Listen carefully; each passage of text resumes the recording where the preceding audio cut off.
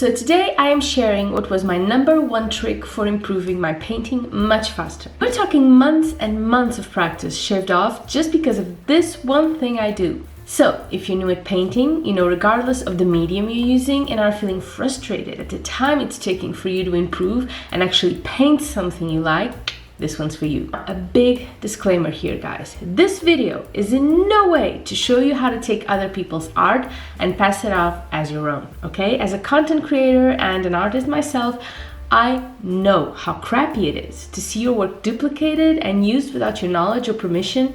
This isn't what we're doing here, okay? We're using these paintings, these drawings from these very talented artists to practice, to get inspired, not to sell or to share as being our own work, okay? Now this is a big deal. Art is a pretty personal thing, but guess what? There's room for everyone. Okay, so back to our practice.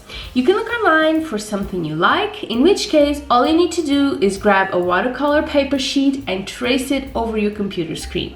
It's probably not the most healthy option for your screen, not if you're going to do it every single day. Also, what if it's a book? Let me give you an example here. This is my absolutely favorite book when it comes to flowers. It is called Petals. It's by Adriana Picker, and it is the most beautiful flower book I have ever seen. So I use this a lot to practice my florals, and for that I need to get the drawing from here onto my watercolor paper. Now the cheaper but harder way is to use some tracing paper. You trace the flower using tracing paper, and then you get your watercolor paper and you trace it onto there. But unless the ink on the tracing paper is waterproof, it is not going to go very well once you start adding water. For watercolor, of course. But if you're using like pens or pencils or markers, then you should be fine. But I'm not. I am using watercolors, and that's why I got this light pad.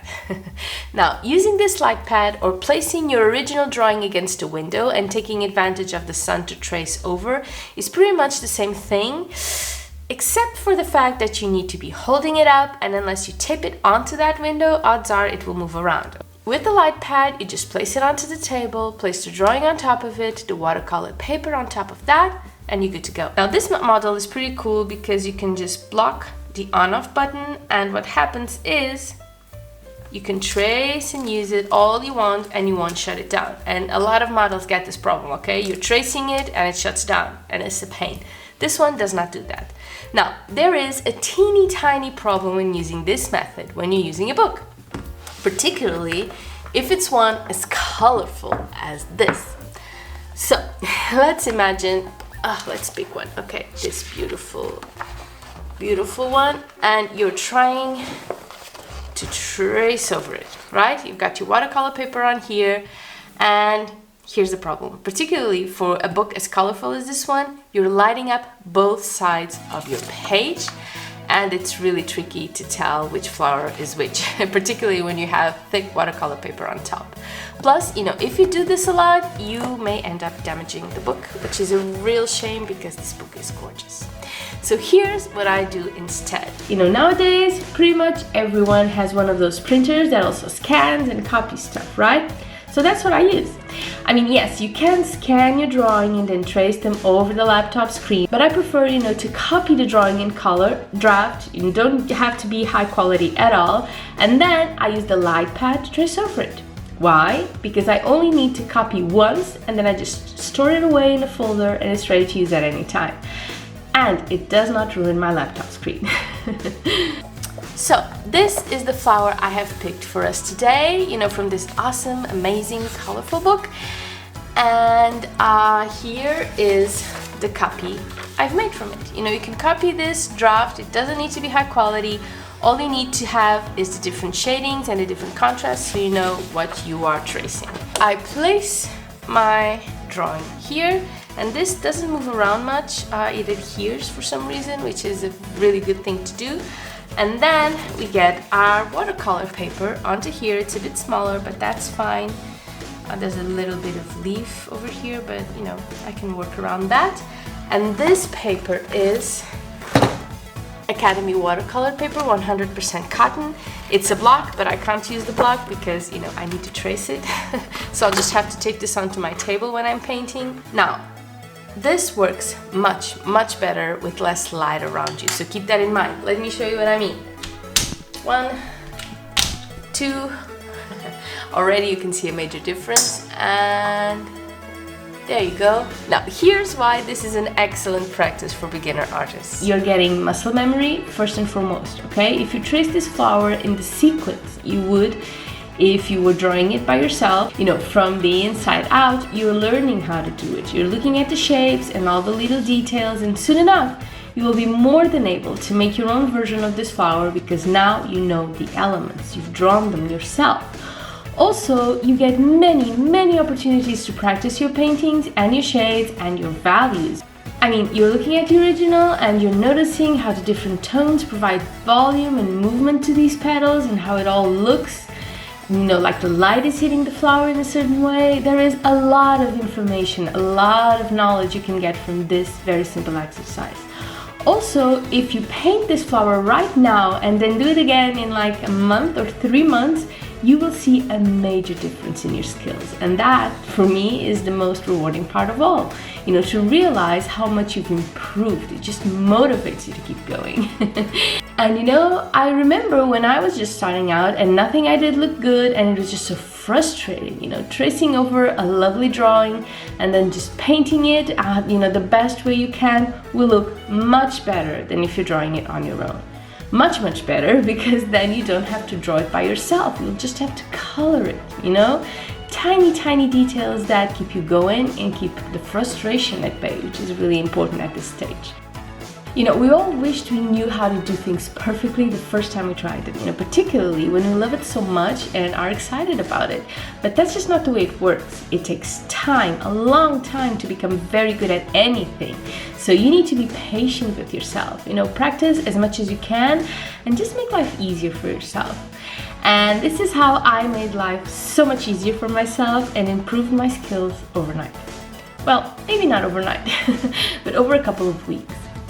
Okay guys, and I think we're pretty much ready to paint. See, I didn't really get a lot of details, but that's really not what I was looking for. I was looking for, you know, the outlines so I could color, and then, you know, with the help of the book, I can, you know, search for the teeny tiny details that I haven't put on here. Time to paint this little beauty. Let me just get this out of the way. Now you can try and match the colors to the original flower, but you probably won't be able to do it 100% because the original flower isn't a watercolor painting, or you can pick like a different color and go with that.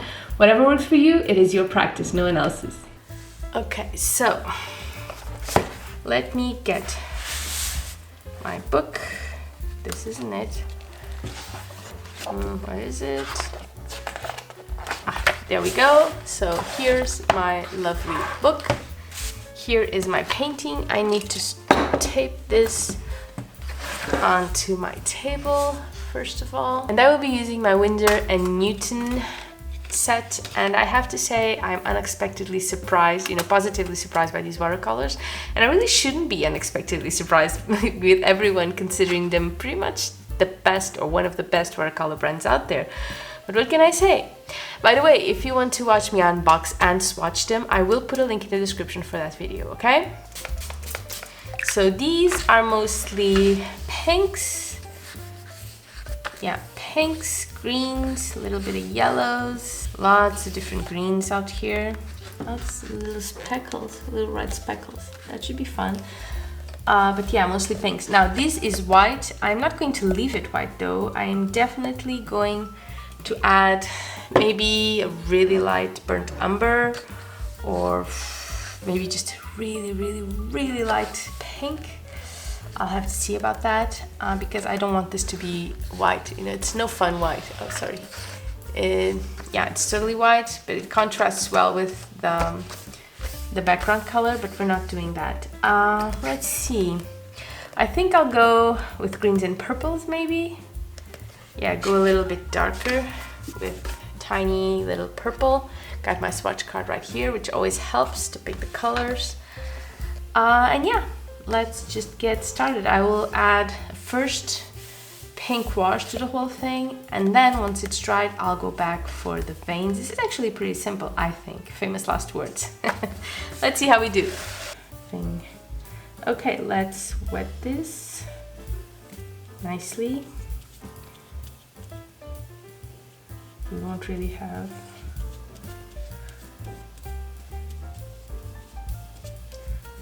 so this is our first flower, and let's just start getting it wet. It's still pretty pink, not really what I had in mind, but you know, once it dries it will become much lighter, so I think we will be okay. I need to know where you know, one flower ends and the other begins, because I can't really see it with what I drew. That's fine. Also, I'm not really worried about the yellow bits.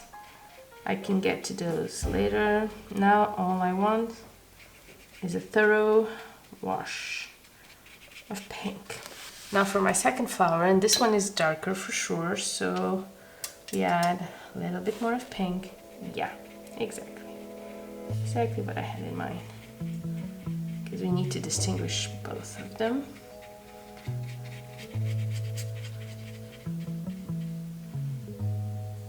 Just wet them all. I'm not even using wet on wet right now, because oops, this one is pink.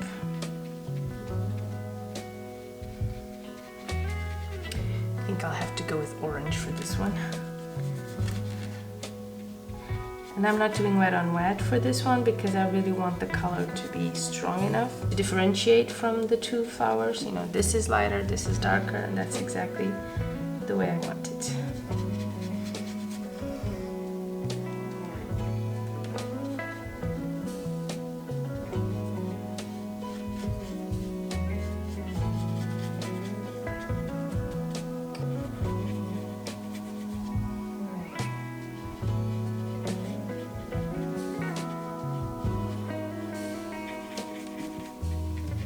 I can tell right here that the lower part is actually much more colorful than the first one, but there isn't a lot of shading in these flowers, so that makes our job a lot easier.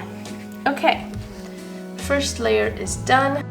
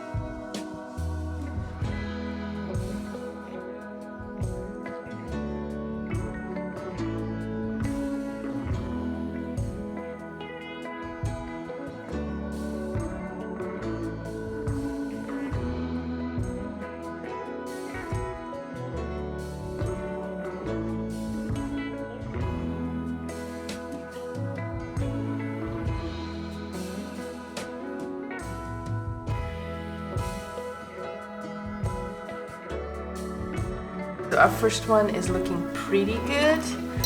And now we go to the dark one. And for the dark one, I want to use much stronger colors. So let's go. This is actually trickier. They have like little.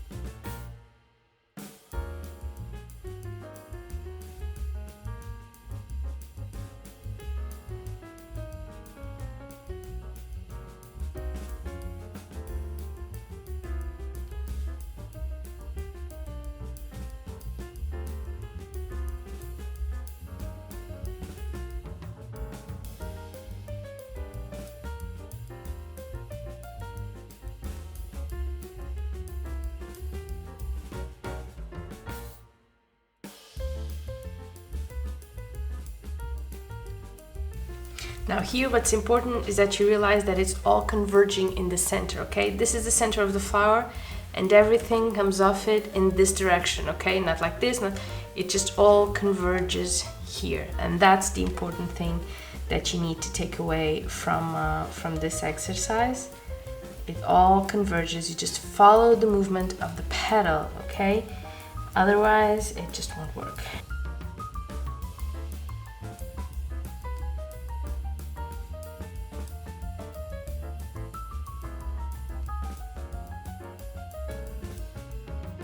Bright yellow because you know the trick to watercolor is always using a darker color than the one used on the first layer. If you do that, you're golden. If I did like the orange first and then tried to put a little bit of pink on top of it, it would not work because the orange is much stronger than the pink.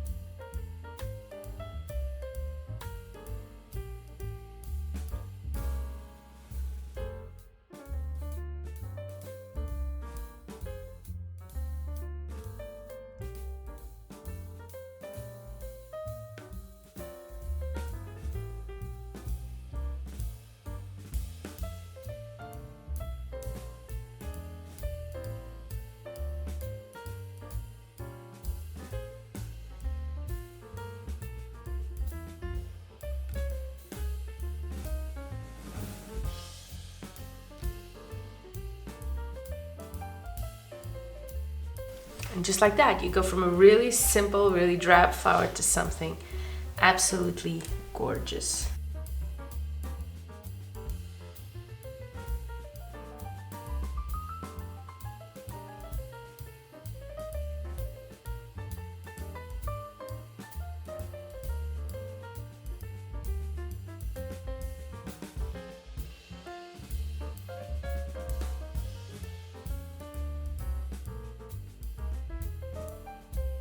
Okay, so now we move on to our leaves, and there's a lot of different shades over here, but I'm just going to, I'm not going to have these many greens, but I'm definitely going to follow the ones that are supposed to be darker, the ones that are supposed to be lighter. I'm definitely keeping that feature of it.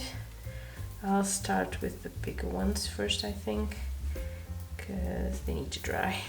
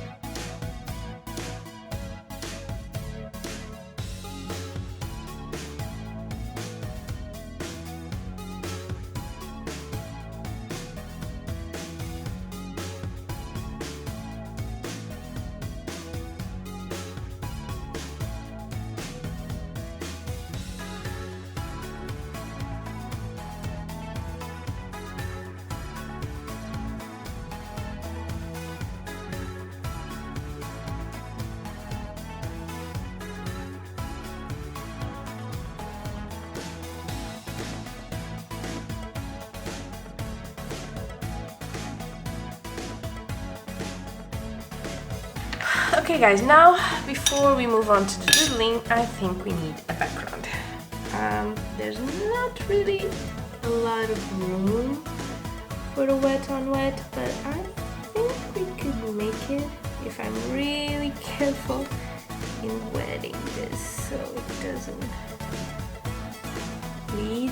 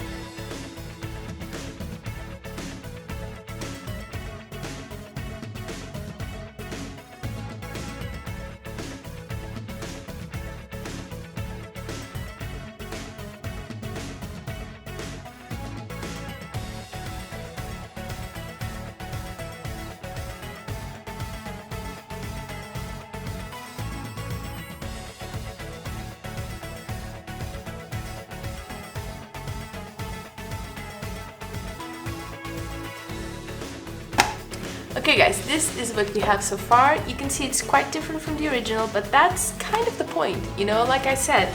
Oops, that's not good. Like I said, you know, you want to get inspired, you want the overall, you know, lines to help you, but other than that, this is your work. This is where you practice, but this is definitely your work, not Adriana's, you know. You can't really compare. These are two completely different things, and that's exactly how we want it. So now, to finish this off, I am getting, let me see, I am getting my favorite pen, and I am doodling all the details, okay? So let's see.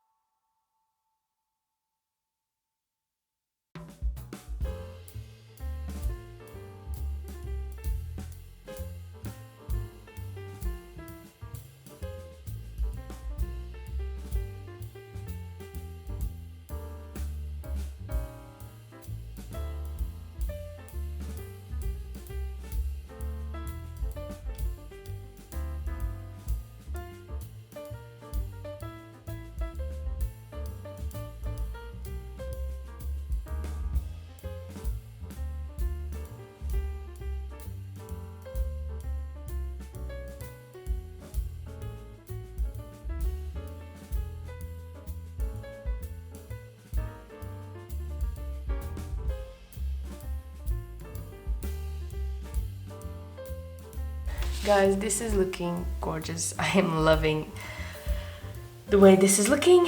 But now we still have our leaves. And the leaves are all very detailed as well. They are rugged.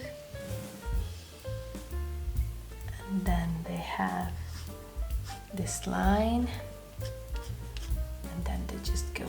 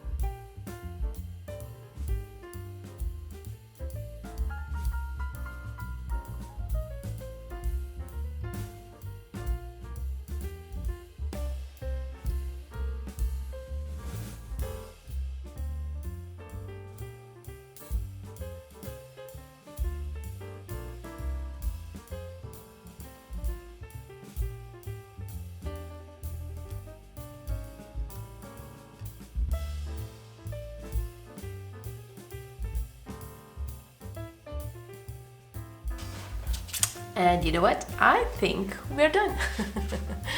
Look at that. Isn't that the cutest? Okay guys, and here we go. This is our painting. And when we get this one, it's not really similar, is it? I mean, it's similar. You can see the resemblances, but it's not the same at all. And that is exactly what we're looking for here. You get the inspiration, you get the outlines, but the rest is up to you. You get to practice, you get to paint, and you get to create something that's uniquely yours. Hope you had fun. I had a blast as always. I will see you really, really soon. Bye bye.